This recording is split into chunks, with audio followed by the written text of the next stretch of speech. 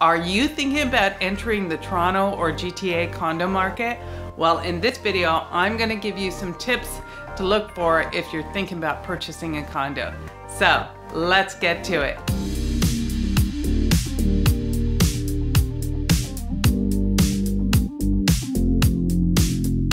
Hi everybody, my name is Connie Sarvanandan and I'm a real estate agent and investor here in Toronto and the GTA. And I have owned condos from pre-construction condos to resale condos. And here are 5 quick tips that you should always keep in mind when you are condo shopping. So, number 1. Location, location, location. Location is critical when you are buying property and very important when you're looking at condos. And in the Toronto and the GTA, not only is the current location important, but it's also important to understand what kind of development is happening around that location. So for the current location, you're looking at things like amenities, transit, hospitals, grocery stores, things like that, schools, depending on where the condo is located. All of those things are important. But the other thing that's also important is if you have a condo that you're looking at that has a great view, you want to know what's being developed around that condo to make sure that in the future that view is not obstructed by a new build that's coming out. So location is definitely number 1. Number 2 is I always look at what the owner to renter ratio is in the building. So if you are buying a condo that you plan to live in, you want to live in a condo where there's more owners than renters, because in general, that means that the condo is going to be better taken care of, because generally, owners do take better care than renters do. So that's another consideration. If you're finding this content helpful, please like and subscribe. It really helps us out. And if you have any real estate needs in Toronto or the GTA, feel free to call, text, email, or WhatsApp, and we'll be sure to take care of you. And if you want to talk to me directly, my calendar link is below.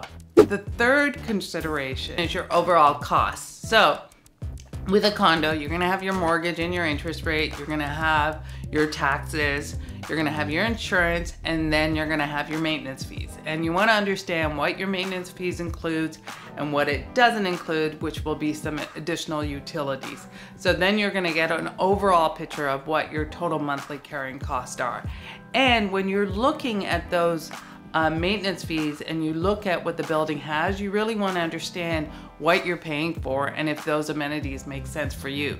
Because a large portion of your maintenance fees might be for a bunch of amenities that you never use.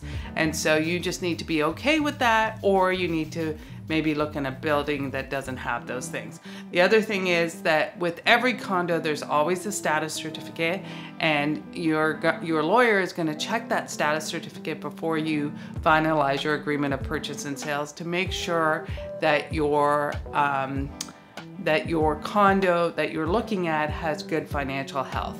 And you know, I've never waived a status certificate condition, even in the craziness of the market. Maybe some people will, but I would highly recommend that you have a lawyer look at a status certificate just to make sure that there's no unexpected hits coming your way as far as special assessments or things like that. And then the final consideration is the condo rules. Make sure you understand the condo rules for the specific building that you're interested in, because it can really affect the enjoyment and use of your property.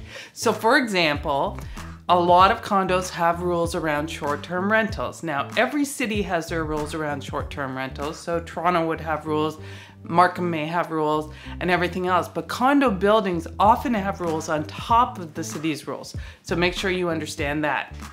Another thing is pets. A lot of condo buildings have size restrictions on pets or the number of pets. Another thing might be the amenities and the hours in which you can use those amenities. There's all kinds of things within the condo rules that you want to make sure you understand and make sure you know what you can and cannot do, so that there's no surprises when you get in there. So that's it. I hope you found this content helpful. If you have any comments, good or bad, please make them below. It really helps us determine what kind of content is relevant to you. And if you have any real estate needs, feel free to call, text, email, or WhatsApp, and we'll be sure to take care of you. We get calls from clients all around the world and we absolutely love it. And if you want to talk to me directly, I'm going to put my calendar link below. My name is Connie Sarvanandan. Thanks for watching and we'll talk to you soon.